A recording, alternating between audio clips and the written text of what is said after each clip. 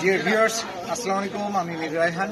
আজকে এসেছি কক্সবাজার। আর কক্সবাজার নামার পরেই একটা দারুণ চমক আমি আমার এক ছোট ভাইয়ের মাধ্যমে জানতে পেরেছি যে কক্সবাজার যে কেন্দ্রীয় বাস টার্মিনাল রয়েছে, টার্মিনালের ঠিক পাশে একটি দোকানে 3 পাওয়ালা মুরগি রয়েছে।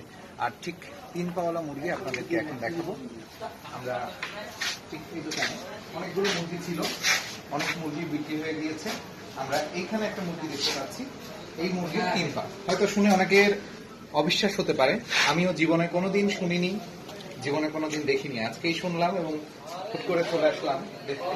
আমি এই দোকানেরই মালিক, যিনি মুরগির ব্যবসা করেন, তার সাথে কথা বলবো। এদিকে একটু আসেন। ভাই, আপনার নাম কি? মোহাম্মদ পারভেজ। মুরগির ব্যবসা করছেন কত বছর যাবত? আচ্ছা, আমি তো এখানে কর্মচারী। আমার ভাই এটা বলে এক বছর বেশি। 1 বছর হয়েছে। এখানে শত শত মুরগি বেচা কেনা হয়েছে।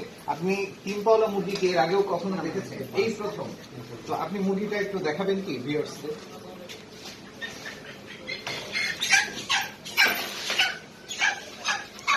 বন্ধুরা, আপনারা খেয়াল করেছেন, স্বাভাবিকভাবে মুরগির 2 পা থাকে, সেই 2 পা তো আছেই, এবং ঠিক পিছনে আরেকটা পা রয়েছে। একটু ভালো করে দর্শকদের দেখাতে পারেন, একটু এই পা দুটো একটু সরিয়ে দিলে দর্শকরা আর দেখতে পারবে।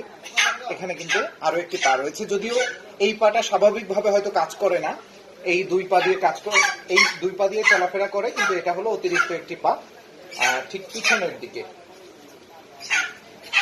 বন্ধুরা, আপনারা হয়তো খেয়াল করছেন কিছুটা নাড়াতে পারছে, এবং এটা কোনো এডিটিং না, একদমই ন্যাচারাল।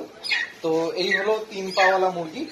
আর অবশ্যই আপনাদেরকে বলবো, এই ভিডিওটি যদি ভালো লেগে থাকে তাহলে অবশ্যই লাইক কমেন্টস তো থাকবেই, এবং শেয়ার করে ছড়িয়ে দিন। যারা কখনো 3 পাওয়ালা মুরগি দেখেনি তাদেরকে 3 পাওয়ালা মুরগি দেখার সুযোগ করে দিন। এভাবেই আমাদের সাথেই থাকবেন। ধন্যবাদ সবাইকে।